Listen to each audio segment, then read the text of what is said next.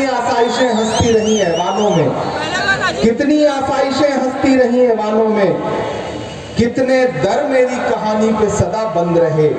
मेरे हाथों ने बुनी रेशमी पोशाकें मगर मेरे कपड़ों के मुकद्दर में तो पैबंद रहे।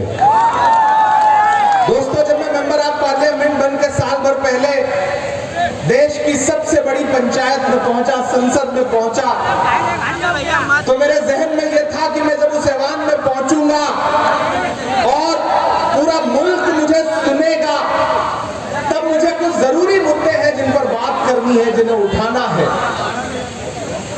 सबसे पहले मेरे जहन में ख्याल था कि जब मैं पार्लियामेंट पहुंचूंगा तो बात करूंगा तो शुरू करूंगा नजीब की मां के आंसुओं का दर्द बयान करूंगा, अलीगढ़ यूनिवर्सिटी के बच्चों का दर्द बयान करूंगा, इलाहाबाद यूनिवर्सिटी के बच्चों की बढ़ी हुई फीस का मुद्दा उठाऊंगा, जामिया के बच्चों की बात करूंगा। लेकिन वहीं कहीं मेरे जहन में यह भी था कि जब मैं खड़ा होऊंगा उस ऐवान में तो मेरी जिम्मेदारी बनेगी कि मैं एक ऐसे समाज की आवाज बन करके उस ऐवान में बोलूं जिसे बुनकर समाज कहा जाता है। और आपको वो दिन याद होगा कि जब मुझे मौका मिला तो मेरी जो दूसरी स्पीच हुई पार्लियामेंट में वो बुनकर समाज पर थी, और मैंने उस ऐवान में खड़े होकर के ये कहा कि एक ऐसा समाज जो इस देश को कृषि के बाद सबसे ज्यादा रोजगार देता है वो बुनकर उद्योग है। उस बुनकर उद्योग को तबाह कर दिया है हुकूमत ने पिछले 9 साल में। वो उद्योग जिसे पावर लूम इंडस्ट्री कहा जाता है, जिसे हैंडलूम इंडस्ट्री कहा जाता है, उसे तबाह कर दिया इस सरकार ने, क्योंकि वो आपकी आर्थिक तौर पर कमर तोड़ने पे लगे हुए हैं।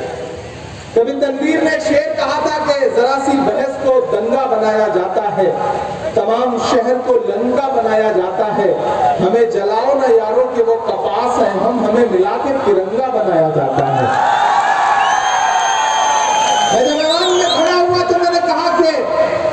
स्पीकर साहब, मैंने देखा है भिवंडी के लोगों का दर्द, मैंने देखा है मालेगांव के लोगों का दर्द, मैंने देखा है इचल करंजी के लोगों का दर्द, मैंने देखा है मऊ मुबारकपुर बनारस के लोगों का दर्द, मैंने देखा है टाटा का बर्बाद होता हुआ बुनकर उद्योग, मैंने देखा है त्रिची गुंटूर से लेकर के रांची से लेकर के भागलपुर से लेकर के हिंदुस्तान के अलग अलग शहरों में जहां ये बुनकर समाज बड़ी तादाद में मौजूद है, उसके उद्योग को किस तरह साजिश करके बर्बाद किया गया। जब यूपीए की हुकूमत थी, यानी कि कांग्रेस की हुकूमत थी, तो आपको 30% कैपिटल सब्सिडी दी जाती थी, लेकिन भाजपा की सरकार आई तो उसने सब्सिडी घटा करके 10% कर दी और पिछले कई महीनों से वो भी मिलना बंद हो गई है। जब मैं पढ़ रहा था इस उद्योग के बारे में तो मुझे यह पता चला कि आप अपनी उंगलियों के हुनर से सिर्फ धागे से धागा नहीं जोड़ते हैं, आपने रिश्तों की भी एक डोर बांध रखी है आपस में, और हमारी जिम्मेदारी बनती है कि हम आपके बीच में आए और आपसे गुफ्तगू करें। मैं माइनॉरिटी डिपार्टमेंट का अक़लियती शोबे का नेशनल चेयरमैन हूं, तो मैंने ये सोचा, मैंने ये प्लान किया कि मैं हिंदुस्तान के हर उस शहर में जाऊंगा जहां बुनकर समाज बड़ी तादाद में रहता है, और उसका दर्द सुनूंगा और उसे फिर पलट करके जा करके हुकूमत से लड़ करके आपके लिए आवाज उठाऊंगा। जब हमने ये प्रोग्राम शुरू किया तो पहला प्रोग्राम हमने रांची में किया। अनवार साहब यहाँ मौजूद है, कई हजार बुनकर समाज के लोग आए और उन्होंने अपना दर्द बयान किया, अपनी बातें की, और फिर आज मैं आपके बीच में खड़ा हूं। कोई खुशबू न कोई फूल न कोई रौनक, उस पे कांटों की जहालत नहीं देखी जाती। हमने खोली थी इसी बाग में अपनी आंखें, हमसे इस बाग की हालत नहीं देखी जाती। मालेगांव वालों, आप मुझे बताओ, शायर जानते हैं, मैं जानता हूं इस भीड़ में तमाम ऐसे नौजवान और बुजुर्ग बैठे होंगे जिन्होंने किसी न किसी लम्हे में मेरी नज़्में सुनी है और मेरे लिए अपने मुसल्लों में बैठ के दुआएं दी हैं। मैं जानता हूं कि जब मैं मदरसों की नज़्म पढ़ता था तब आप मेरे लिए दुआएं करते थे कि अल्लाह इस बच्चे को हिफाजत रखे।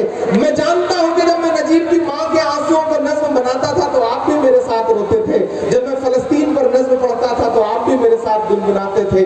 जब मैं कश्मीर पे नज़्म पढ़ता था तो मैं जानता हूं कि आप भी मेरे साथ दुआएं करते थे कि इन सब मसलों का कोई हल निकले। लेकिन फिर आपने देखा कि एक दिन मैं सियासत में चला गया, बहुत सारे साथी नाराज भी हुए, बहुत सारे साथी खुश भी हुए। एक शायर बिरादरी का आदमी जो है वो सियासत में चला गया। मैं क्यों चला गया सियासत में? आज यहाँ आने का मकसद ये भी था कि मैं आऊं और आपके बीच में बात करूं, आपसे संवाद करूं, आपसे गुफ्तगू करूं। मुझे याद है कि मैं 2017 में जब पहली बार राहुल गांधी जी से मिला तो 2-3 मुलाकातों के बाद उन्होंने मुझसे एक बात कही। उन्होंने कहा कि इमरान, तुम अक़लियतों के मसले पर नज़्में पढ़ते हो, लेकिन कभी सोचा है कि इन मसलों के हल कैसे निकलेंगे, या हमेशा सारी जिंदगी नज़्में ही पढ़ते रहोगे? तो मैंने कहा नहीं, मैं चाहता हूं कि हल निकले, लेकिन कैसे निकलेगा आप बताइए, इसीलिए तो मैं आपसे बात करने आया हूं कि हल निकले। तो उन्होंने कहा कि अगर चाहते हो कि इन मसलों के हल निकले तो खुद सियासत में आओ, सियासत को अच्छे लोगों की जरूरत है। मैंने उनकी बात पे आमीन कहा और मैंने सियासत का रुख किया, और आज यहाँ बतौर मेंबर ऑफ पार्लियामेंट आपके सामने खड़ा हूं। हमने जब इस प्रोग्राम को प्लान किया तो इसका नाम हमने भारत जोड़ो बुनकर सम्मेलन रखा। जब एजाज भाई आए थे मेरे पास दिल्ली, नासिर नजीर साहब आए थे, फारूक साहब आए थे मेरे पास दिल्ली, तो उन्होंने मुझसे कहा था कि इमरान साहब मालेगांव आइए। तो मैंने कहा मालेगांव में तो बहुत सारे लोग थे जो छोड़ छाड़ के चले गए हैं, कुछ बचा है क्या अभी? तो उन्होंने कहा कि हम बचे हैं और हम लड़ रहे हैं। तो मैंने कहा आपने आवाज दी है तो इंशाल्लाह मैं जरूर आऊंगा। मैं आज हाजिर हुआ। रियाज भाई यहाँ खड़ा होकर कह रहा हूँ, इस बात की परवाह मत करिए कौन बचा है, कौन चला गया, कौन नहीं है, ये सोचना छोड़ दीजिए। आज आपके सामने जो हजारों की आवाम बैठी है, ये दरअसल मुद्दों पर अगर आपके साथ खड़ी है तो इनसे बड़ा कोई साथी नहीं हो सकता। मेरे भाई, भारत जोड़ो यात्रा चली कन्याकुमारी से कश्मीर तक। मैं राहुल गांधी के कंधे से कंधा मिलाकर के चल रहा था। मैं मालेगांव में खड़ा हूं। मैं महाराष्ट्र में पहली बार मेंबर ऑफ पार्लियामेंट बनके किसी जलसे में आया हूं तो सबसे पहले मैंने मालेगांव को चुना है। मैं मालेगांव से शुरुआत कर रहा हूं, इसलिए क्योंकि मैं जानता हूं ये वो शहर है जिसने मुझे दुआएं दी हैं। भले ही यहाँ मुशायरों में कम आया, शायद एक आध बार ही आया, लेकिन ये अदब को मोहब्बत करने वाला शहर है, अदब को पालने और पोसने वाला शहर है। मैं इस शहर में खड़ा होकर के बतौर मेंबर ऑफ पार्लियामेंट आपसे एक वादा करता हूं। उस दिन जब एजाज साहब आए थे और उनके साथी आए थे तो हमने इनसे पूछा था कि मैं उस शहर में अभी तक नहीं आया हूं, लेकिन अगर आऊं तो वहां के लिए क्या कर सकता हूं, मुझे बताइए। अब तो खुदा ने मेरे हाथ में ताकत दी, पहले जबान में ताकत थी, अब तो कलम में भी ताकत दे दी है। बताइए मैं क्या कर सकता हूं उसके लिए। तो उन्होंने कहा था कि इमरान साहब, दो बड़ी शख्सियतें गुजरी हैं उस शहर से, काजी अब्दुल अहद अजहरी साहब और हाफिज साजिद हुसैन अशरफी साहब, अगर इनसे मंसूब करके कुछ कर सकिए तो बताइए। तो मैंने एजाज साहब से उस दिन वादा किया था कि आप लोग कॉर्पोरेशन से जमीन तलाशिए, मैं वादा करता हूं कि मैं अपने फंड से एक शानदार लाइब्रेरी इन दोनों के नाम से मंसूब करके मालेगांव में बनाऊंगा, और मेरी कोशिश रहेगी कि यहाँ तालीम पर कुछ बुनियादी काम हो सके। लोग आएंगे जाएंगे वो सब परवाह छोड़ दीजिए, मैं कुछ बुनियादी काम के लिए, तमाम सियासी रहनुमा आपके बीच में आते होंगे जो आपसे कहते होंगे कि आप हमारे साथ खड़े होइए तब हम आपकी लड़ाई लड़ेंगे, लेकिन मैं यहाँ खड़ा होकर ऐलान कह सकता हूँ कि मैं वो आदमी हूँ कि जिसने पहले देश की पार्लियामेंट में खड़े होकर के बुनकरों की आवाज उठाई, उसके बाद बुनकरों के बीच में आकर के कह रहा है कि मैं आपसे बातचीत करने आया हूँ, मुझे अपने मसले बताइए, मैं आपके लिए खड़ा हूँ। क्योंकि मैं डरा नहीं, मैं झुका नहीं, कहीं छुप छुपा के खड़ा नहीं, जो डटे हुए हैं महाज पर मुझे उन सफों में तलाश कर। मैं चुप नहीं हूँ, मैं जानता हूँ कि दौर मुश्किल है, मैं जानता हूँ कि वक्त मुश्किल है, आवाजें खामोश की जा रही हैं, होठों पे ताला लगाया जा रहा है, जिंदान खुले हुए हैं, डराया जा रहा है, लेकिन मैं उसको गवाह बना के कहता हूँ कि एक लम्हा भी पिछले तमाम वक्त में ऐसा नहीं गुजरा है जब मैंने आपकी परवाह के बगैर गुजारा हो और बिना आपके लिए लड़ते हुए गुजारा हो, चाहे वो सड़क हो चाहे वो पार्लियामेंट हो, आपकी आवाज बनकर के दोनों जगह मुसलसल पूरी मजबूती से बोल रहा हूं। इसलिए मैं आपसे ये कहने आया हूं साथियों कि वक्त की तब्दीलियों को पहचानिए, वक्त के साथ चलिए, मायूस होने से काम नहीं चलेगा, मुत्तहिद होने से काम चलेगा। इन दिनों जब मैं कभी सोचता हूँ तो मैं मौलाना आजाद को अक्सर याद करता हूँ और उनका जामा मस्जिद की सीढ़ियों पर दिया गया वो तारीखी भाषण भी याद करता हूँ, जब उन्होंने वहां खड़े होकर के ये कहा था कि अजीजों, तब्दीलियों के साथ चलो, घबराओ मत, ये मुल्क तुम्हारा है, ये मुल्क हमारा है और इसकी तकदीर के बुनियादी फैसले तुम्हारी आवाज के बिना अधूरे रहेंगे। मैं अक्सर इसे याद करता हूं और ये सोचता हूं कि एक ऐसे वक्त में जब लोगों में कहीं ना कहीं एक डर है, लोगों को लगता है कि आईन को पामाल किया जा रहा है, जमहूरियत को कुचला जा रहा है, ऐसे वक्त में हमें मुत्तहिद होकर के, एकजुट होकर के खड़े होने की जरूरत है। और इसी कोशिश के लिए राहुल गांधी ने कन्याकुमारी से कश्मीर तक भारत जोड़ो यात्रा शुरू की। क्यों शुरू की भारत जोड़ो यात्रा? 4000 किलोमीटर पैदल, 4000 किलोमीटर का मतलब समझते हैं आप? 4000 किलोमीटर पैदल, हर दिन 25 किलोमीटर मुसलसल 4.5-5 महीने वो शख्स चलता रहा, लाखों का हुजूम लेकर के।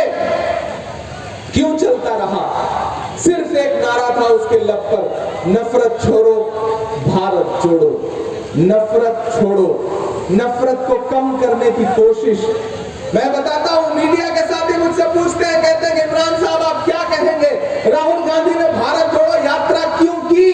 तब मैं उनसे कहता हूं कि राहुल गांधी जानते हैं इस देश में, इस मुल्क में जब तक नफरत कम नहीं होगी तब तक भाजपा कम नहीं होगी। इसलिए उन्होंने कन्याकुमारी से कश्मीर तक का रुख किया और नफरत को कम करने का बीड़ा उठाया और उसी का असर हुआ। अभी कर्नाटक का रिजल्ट आया, आपने देखा, तमाम ताकत लगाने के बावजूद भारतीय जनता पार्टी बुरी तरह हार गई, बुरी तरह हार गई। प्रधानमंत्री रोड शो पे रोड शो करते रहे, अपने मेयार से नीचे जाके भाषण देते रहे, होम मिनिस्टर भाषण देते रहे, पूरी भाजपा भाषण देती रही, लेकिन रिजल्ट क्या निकला? मोहब्बत जीत गई और नफरत हार गई। और उसका असर क्या हुआ? जैसे ही रिजल्ट आया, कांग्रेस की सरकार बनने का ऐलान हुआ, सबसे पहला तोहफा क्या मिला मुल्क को? 2000 का नोट बंद कर दिया गया। प्रधानमंत्री जी ने 2000 का नोट बंद कर दिया। अच्छा, उन्होंने भी सोचा होगा कि जो नोट हमारे चुनावी काम नहीं आ सका उसे बंदी कर दिया जाए, क्या फायदा। तो उन्होंने 2000 की नोट बंद कर दी, ये कह दिया कि ये नोट जो है अब आप बदलवा सकते हैं लेकिन चलेगा नहीं। तो इसका मतलब अब नोट की हालत बिल्कुल, 2000 के नोट की हालत बिल्कुल अडवाणी जी जैसी हो गई है कि ये चलन में तो रहेगी लेकिन इसका कोई असर नहीं रहेगा। 2000 की नोट बंद कर दी उन्होंने। उसके बाद इमेज मेकओवर के लिए दुनिया के अलग अलग मुल्कों में भी घूम करके वापस लौटे। मेरे भाई, बेटी बचाओ बेटी पढ़ाओ का नारा देने वाली हुकूमत, बहुत हुई महंगाई की मार, अब की बार मोदी सरकार का नारा देने वाली हुकूमत। मैं महाराष्ट्र में खड़ा होकर के कह रहा हूं, 3 बड़े सूबे थे जहां जमहूरियत को लूट करके सरकार बनाई गई थी। एक था मध्य प्रदेश, एक था कर्नाटक और एक है महाराष्ट्र। कर्नाटक का रिजल्ट आपके सामने है। आने वाले दिनों में मध्य प्रदेश में इलेक्शन होगा तो वहां का रिजल्ट कर्नाटक से भी शानदार होगा। और जिस दिन महाराष्ट्र में इलेक्शन होगा तो महाराष्ट्र ही नहीं बल्कि पूरा मुल्क देखेगा कि इस महाराष्ट्र में जिन्होंने जमहूरियत को लूट करके महाविकास अघाड़ी की सरकार गिराई है, वो देखेंगे कि उनकी जमानतें जब्त होंगी और उनका कोई पूछने वाला नहीं होगा ये यहाँ पे खड़ा होकर के कैसे जा रहा है। और एजाज साहब, इस सफर में तमाम लोग ऐसे हैं जो छोड़ के जाएंगे, जाने दीजिए, बहुत सारे लोग चले गए। मैंने तो कभी एक शेर कहा था कि कांटे गुल के साथ नहीं चल सकते हैं, बुज़दिल फूल के साथ नहीं चल सकते हैं, कांटे गुल के साथ नहीं चल सकते हैं। ये लड़ाई बहुत बड़ी है, इस बड़ी लड़ाई में वही खड़ा होगा जिसमें हिम्मत होगा। मैं खड़ा हूं संसद में भी और संसद के बाहर सड़क पर भी। मैं हजार किलोमीटर का सफर तय करके हर दिन किसी न किसी शहर में जाकर के लोगों को बेदार कर रहा हूं। मैं कल हैदराबाद में था, उससे पहले रांची में था, उससे पहले कर्नाटक में था, केरल में था, तमिलनाडु में था, बिहार में था, आज यहाँ खड़ा हूं। तो आपसे यही कहने आया हूं कि नहीं डरिए मत, मोहब्बत को आखिरकार जीतना है और नफरत को हारना है, इसके अलावा कोई चारा नहीं। बस वक्त की आंच नब्ज को पकड़ के रखिए, क्योंकि वक्त बहुत बेरहम होता है। मेरी नई नस्लों, वक्त बहुत बेरहम होता है। जिन अंग्रेजों की हुकूमत में कभी सूरज नहीं डूबता था, वो वक्त को नहीं पहचान सके, तो आज उनके राजाओं के कपड़े बैंड बाजे वाले पहनते हैं। वक्त बहुत बेरहम होता है, वक्त की नब्ज को पकड़ करके चलना है। और अगर आप इसी तरह चले तो यकीनन आने वाला दिन इस मुल्क की जमहूरियत के लिए अच्छा है। लड़ाई थोड़ी मुश्किल जरूर है। एक नज़्म आपको सुनाता हूँ, आप थोड़ा मूड में आएंगे, क्योंकि वक्त बहुत कम बचा है। 20-22 मिनट है। मैं कोशिश करूंगा थोड़ी शायरी भी हो जाए और थोड़ा आपसे गुफ्तगू भी हो जाए। कि हर भारतवासी की चाहत जीत गई कर्नाटक में, जीत गई कर्नाटक में। वही वाला मालेगांव है ना, जिसको हमने आज से 10-12 साल पहले देखा था, जो एक मिसरे पे मोहब्बतें लुटाता था, दामन भर देता था। मुझे देखना है कि वो जज्बा, वो मोहब्बत आज भी शहर में बाकी है या नहीं बाकी है। कि हर भारतवासी की चाहत जीत गई कर्नाटक में, जीत गई कर्नाटक में। हर भारतवासी की चाहत जीत गई कर्नाटक में। नफरत हारी और मोहब्बत जीत गई। हर भारतवासी की चाहत जीत गई कर्नाटक में, जीत गई कर्नाटक में। पहला बंद करता हूं और यहां से वहां तक पुकारता हूं आपको कि नफरत छोड़ो भारत जोड़ो वाला नारा जीत गया। अब तैयार रहना, जो लोग खड़े हैं हाथ बांध के, तो भी फैसला नहीं कर पा रहे हैं कि हम किस जलसे में आ गए, मैं उनको भी पुकारता हूं, उनकी भी शिरकत हो कि नफरत छोड़ो भारत जोड़ो वाला नारा जीत गया। लाखों वाले सूट से एक टी-शर्ट हमारा जीत गया। नफरत छोड़ो भारत जोड़ो वाला नारा जीत गया। लाखों वाले सूट से एक टी-शर्ट हमारा जीत गया। एक तपस्वी सच का दामन थाम अकेला निकला था, सब झूठों की हार हुई और एक बंजारा जीत गया। उसकी जिद और उसकी बगावत जीत गई कर्नाटक में। नफरत हारी और मोहब्बत जीत गई कर्नाटक में। हर भारत मालेगांव वालों, हम लड़ते रहे, हमने सवाल खड़े किए, पार्लियामेंट में खड़े होकर हमने पूछा कि पेट्रोल डीजल इतना महंगा क्यों हुआ। यहां बैठे हैं, मैं आपसे बात कहना चाहता हूं, नई नस्लों, आपके बीच में बड़ी जज्बाती बातें तो की जाती हैं, लेकिन बुनियादी मुद्दों पर, बुनियादी जगहों पे बातें नहीं की जाती। मैं कोशिश कर रहा हूं कि मैं बुनियादी जगहों पे खड़ा होकर के बुनियादी बातें करूं, जरूरी बातें करूं। मैंने हुकूमत से पूछा कि बताइए वो पेट्रोल और डीजल जो 58 रुपए लीटर था, आज वो 100 रुपए के पास कैसे पहुंच गया। मैंने उनसे पूछा कि आटा, चावल, दूध, दही, छाछ, पनीर, लस्सी, हर चीज पर जीएसटी। फिल्मों को टैक्स फ्री करने वाली हुकूमत बताए कि फिल्में तो टैक्स फ्री कर देते हो, लेकिन टैक्स कफन पर क्यों लेते हो। कफन से टैक्स वसूलने वाली सरकार के पास फिल्में टैक्स फ्री करने के लिए पैसा है। तब इमरान खड़ा होकर के एक नज़्म आपको और सुनाता है कि कहां सोया है चौकीदार। अच्छा, बहुत समझदार लोग हैं। मैंने कोई इशारा नहीं किया, बस मैंने चौकीदार कह दिया और आप समझ गए कि मैं किसके लिए बात कर रहा हूं। सलाम करता हूं आपकी समझदारी को। समझ गए आपने क्या मैं कह रहा हूं। कहां सोया है चौकीदार, कहां सोया है चौकीदार, कहां सोया है चौकीदार, कहां सोया है चौकीदार।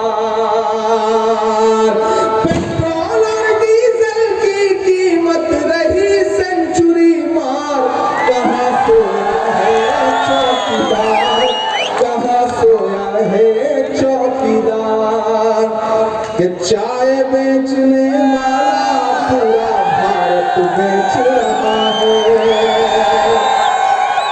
ऐसे काम नहीं चलेगा। उधर जो पीछे लोग स्क्रीन में देख रहे हैं, मुझे उनकी भी बेदारी मिलनी चाहिए, उनका भी जोश, उनका भी जज्बा मुझे दिखाई पड़ना चाहिए कि चाय बेचने वाला पूरा भारत बेच रहा है। इसी काम में हासिल से महारत बेच रहा है। कि रेल बिक गई, तेल बिक गया, बिका हवाई अड्डा, सब कुछ बिकता देख के खुश है अपने जेपी नड्डा। जनता महंगाई की मारी करती हाहाकार, कहाँ सोया है चौकीदार, कहाँ सोया है चौकीदार। मालेगांव वालों, बस एक बहुत 2-3 छोटी आपसे बातचीत, वक्त कम है, और आखिर में नज़्म जो मेरे दिल के बहुत करीब है उसे सुना करके इस महफिल को, जी मदरसा भी सुनाऊंगा, फिलिस्तीन भी सुना दूंगा, सब सुना दूंगा, लाल किला भी सुना दूंगा। मैं जानता हूँ कि आप बहुत मोहब्बत वाले लोग हैं और आपको बहुत सारी नज़्में याद है। मुझे खुशी इस बात की है कि ये वो शहर है जहाँ मोहब्बतें लोगों के जहन में हैं। ये डराने की जो साजिशें हैं, ये जो कोशिशें हैं, इससे डरने की जरूरत नहीं है। हुकूमत हर दिन डराएगी। मुझे याद है कि जिस दिन हम लोगों ने पार्लियामेंट में खड़े होकर के महंगाई के खिलाफ आवाज उठाई, हमारे 70 MPs को पुलिस ने हिरासत में लिया, जिसमें राहुल गांधी जी भी थे, और हम 7 घंटे पुलिस थाने में डिटेन रहे। लेकिन हम वहां भी बैठ करके नारे लगाते रहे कि मोदी अडानी भाई भाई देश बेचकर खाई मलाई। हम वहां भी खड़े होकर के नारे लगाते रहे और हम उनसे कहते रहे कि नहीं, हमें डराइए मत। हमने पुलिस वाले साथियों से भी कहा कि जब आप गैस सिलेंडर भरवाने जाते हैं तो जो 400 रुपए का गैस सिलेंडर था वो 1150 का भरवाते हैं, तो जेब तो आपकी भी ढीली होती है। उन्होंने कहा कि हाँ सांसद साहब, क्या करें, होती तो है लेकिन मजबूरी है, ड्यूटी भी तो करनी है। तो मैं आपसे कह रहा हूं मेरे भाई कि हम मुद्दों पर बोल रहे हैं। हुकूमत हर दिन डराना चाहती है, हुकूमत चाहती है कि नस्लें खामोश हो जाएं, लेकिन नहीं, हम डरेंगे नहीं, हम सवाल करते रहेंगे। जो राहुल गांधी जी का नारा है कि डरो मत, भारत को जोड़ो, हिंदू मुस्लिम सिख ईसाई जैन बौद्ध दलित सब एकजुट हों और इस जालिमाना जो फैसले हैं उसके खिलाफ आवाज उठाएं। और फिर अगर कोई डराने की साजिश करे तो कोई शायर इमरान प्रतापगढ़ी बन करके मालेगांव में खड़ा होकर के अलग ऐलान फिर ये बोले कि वक्त पे हाकिमों बादशाहों सुनो, जुल्म की फौज के सरबराहों सुनो, कातिलों के सभी खैर खाहों सुनो, ऐ सियासत के मगरूर शाहों सुनो, के मत समझना डराने से डर जाएंगे। अब पहुंचाना दिल्ली तक अगले मिसरे को, के मत समझना डराने से डर जाएंगे, अब के सारी हदों से गुजर जाएंगे। मत समझना डराने से डर जाएंगे, अब के सारी हदों से गुजर जाएंगे। मौत के नाम का खौफ देता है क्यों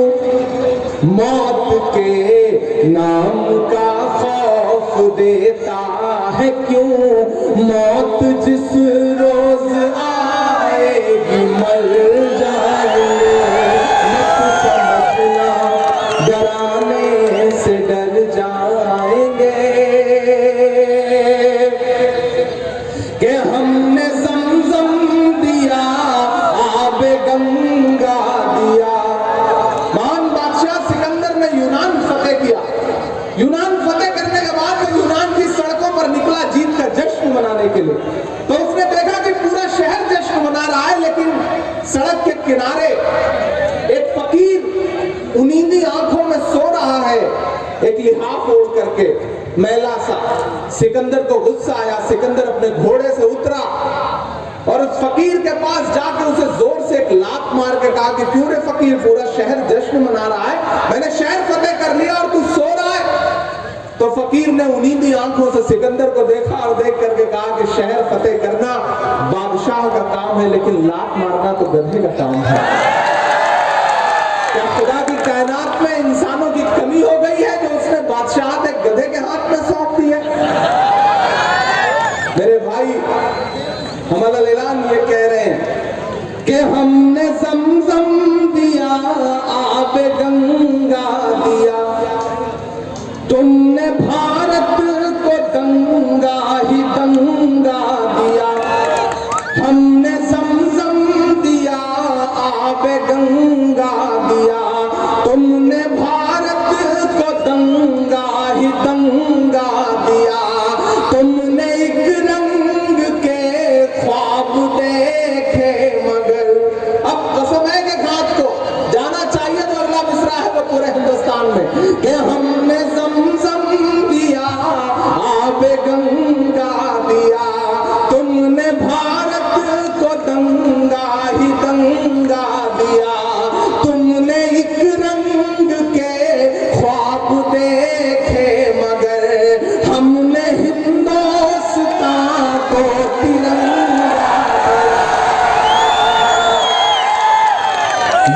तिरंगा, ये तिरंगा बदन पर लपेटे हुए, ये तिरंगा बदन पर लपेटे हुए, एक दिन इस जमीन में उतर जाएंगे।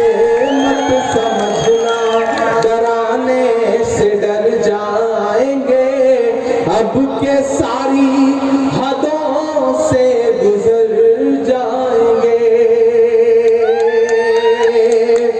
मालेगांव वालों, मेरी नई नस्लों, आप बहुत जोशीले लोग हैं, बहुत जज्बाती लोग हैं, बहुत अच्छे लोग हैं, बहुत भोले लोग हैं।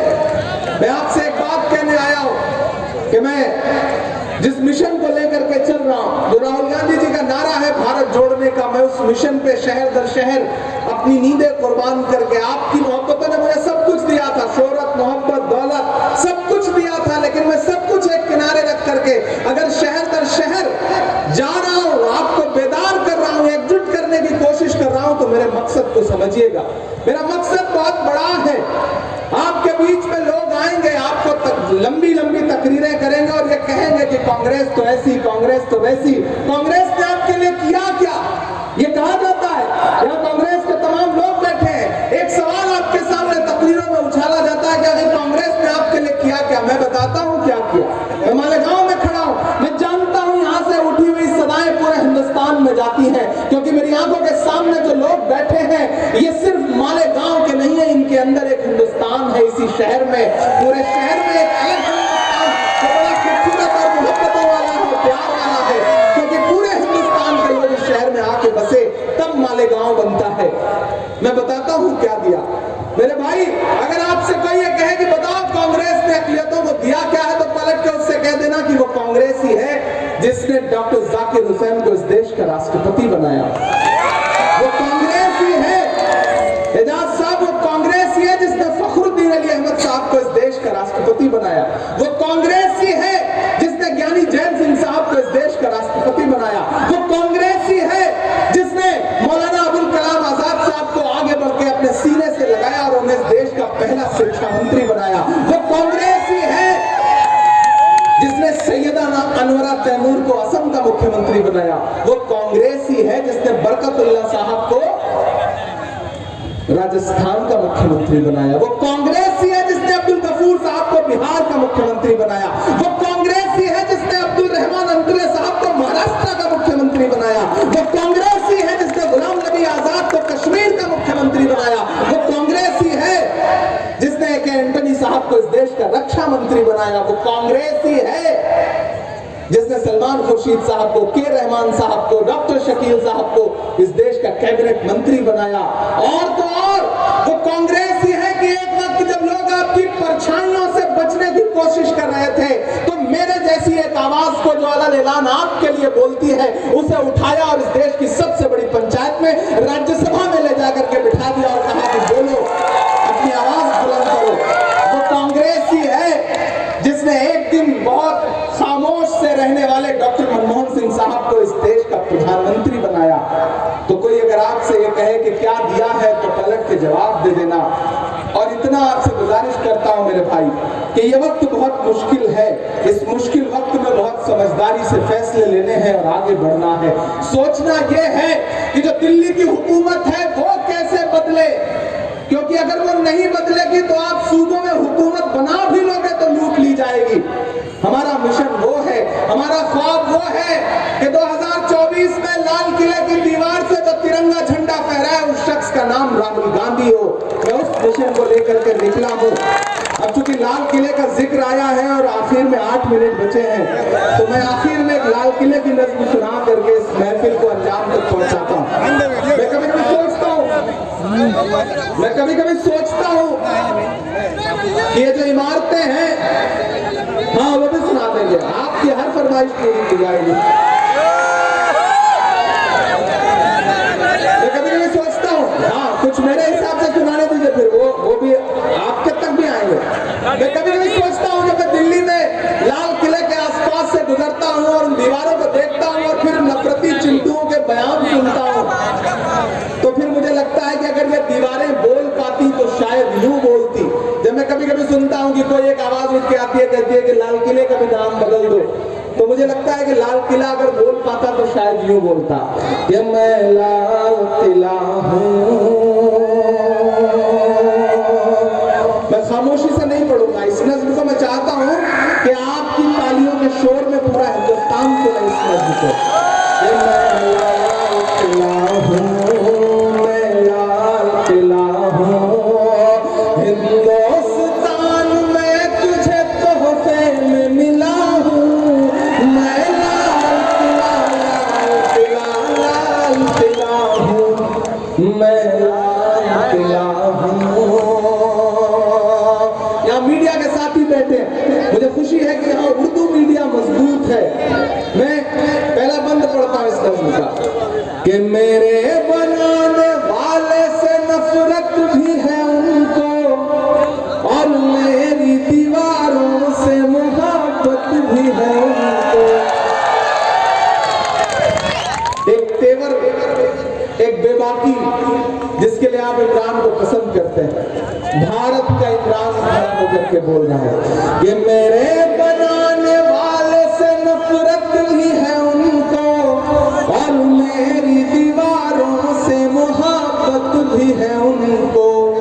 सदियों की गवाही है मेरी लाल दीवारें, सदियों की गवाही है मेरी लाल दीवारें, भारत की सिपाही है मेरी लाल दीवारें। कि तामीर कामयाब हूँ मैं शाहजहां का, तामीर कामयाब हूँ मैं शाहजहां का,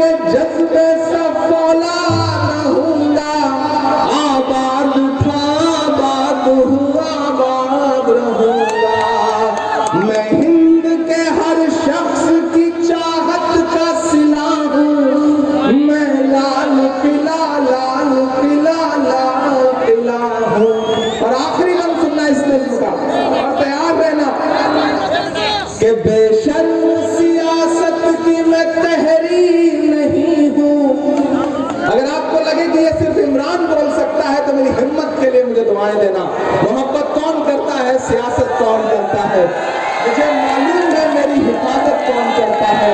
हमी ने लाज रखी है बुजुर्गों की यहाँ वरना सभी टुकड़ों पे पलते हैं, बगावत कौन करता है। बेशर्म सियासत की मैं तहरीर नहीं हूँ, सुन ले हुकूमत तेरी जागीर नहीं हूँ।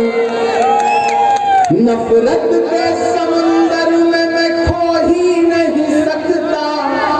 ये जो बनाने की कोशिशें कर रहे हैं उनके नाम है ये मिसरे, सुनिएगा कि नफरत के समंदर में मैं खो ही नहीं सकता, मैं एक किसी रंग का हो ही नहीं सकता।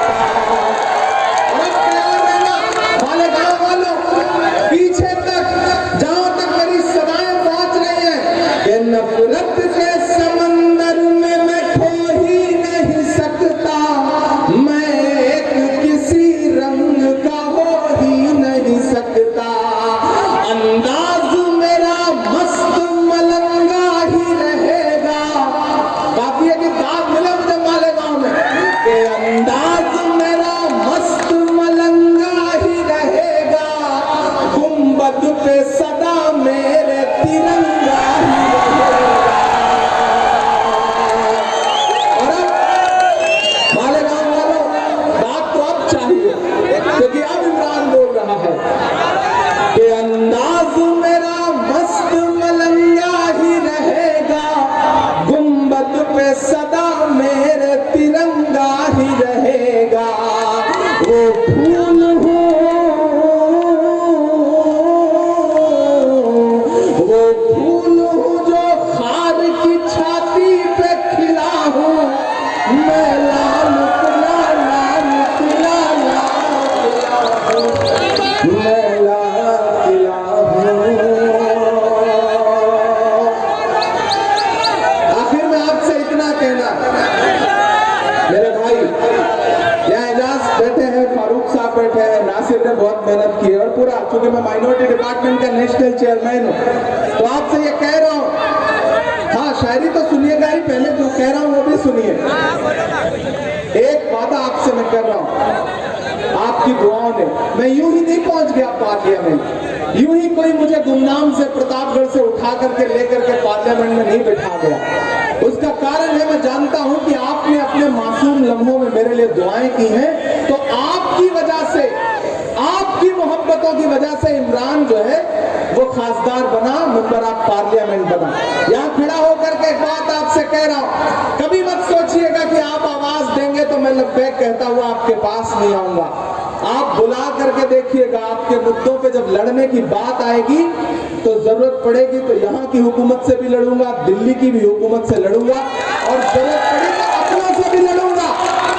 सियासत मेरा पेशा नहीं है, सियासत मेरी मजबूरी नहीं है, सियासत जरूरी थी इसलिए सियासत में हूं। जिस दिन मुझे लगेगा कि सियासत ने मेरे कदमों में बेड़ियां डाल दी हैं, उस दिन सियासत छोड़ दूंगा और जो शायरी करता था वो शायरी करता रहूंगा।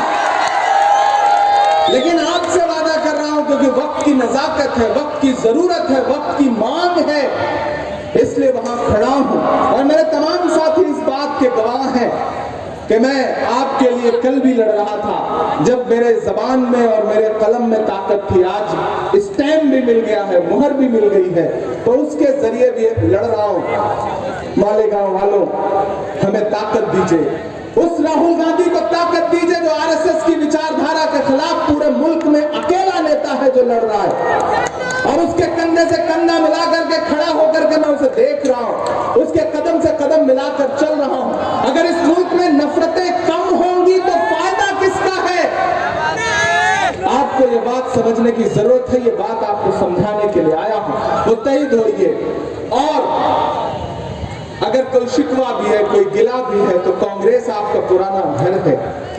अगर पुराना घर छोड़ करके आप निकले और कहीं गए कुछ बेहतर की तलाश में, तो मिला तो कुछ बेहतर नहीं है, ये सच्चाई है, तो फिर पलट आओ। आपके जख्मों पर मरहम लगाने के लिए आपका भाई, आपका बेटा है। और नहीं, जिस दिन मुतमईन मत होना उस दिन मेरा गिरेबान पकड़ लेना और कहना कि इमरान तुमने कहा था, तुम्हारे कहने पे हम वापस लौटे थे। तो मैं आपसे वादा करता हूं कि आपको मायूस नहीं करूंगा। उठा के देख लेना, जितनी मेरी छोटी सी जिंदगी है, इस जिंदगी में मैंने कभी पीठ दिखाना नहीं सीखा है। मैं लड़ता रहा हूं अपनी पूरी ताकत के साथ, अपनी पूरी मोहब्बत के साथ। आप पर जब भी कहीं सवाल खड़ा हुआ है, मैं बोलता रहा हूं। वक्त के हाकिम की आंख से आंख मिला करके पार्लियामेंट में खड़ा होकर के भी बोल रहा हूं मुसलसल। तो मैं आपसे गुजारिश कर रहा हूं कि इस लड़ाई में हमारा साथ दीजिए, जमहूरियत को बचाइए, आईन को बचाइए, कांग्रेस के साथ खड़े होइए। कुछ लोग हैं जो चाहते हैं कि मुल्क जो है वो नाथूराम गोडसे की विचारधारा से चलेगा, लेकिन हम कह रहे हैं कि ये मुल्क महात्मा गांधी की विचारधारा से चलेगा, मौलाना आजाद के सपनों से चलेगा, पंडित जवाहरलाल नेहरू के उसूलों से चलेगा, और राहुल गांधी जो इन दिनों मेहनत कर रहे हैं उस मेहनत से चलेगा। ये किसने कहा आपसे आंधी के साथ हूं? मैं गोडसे के दौर में गांधी के साथ हूं। इसलिए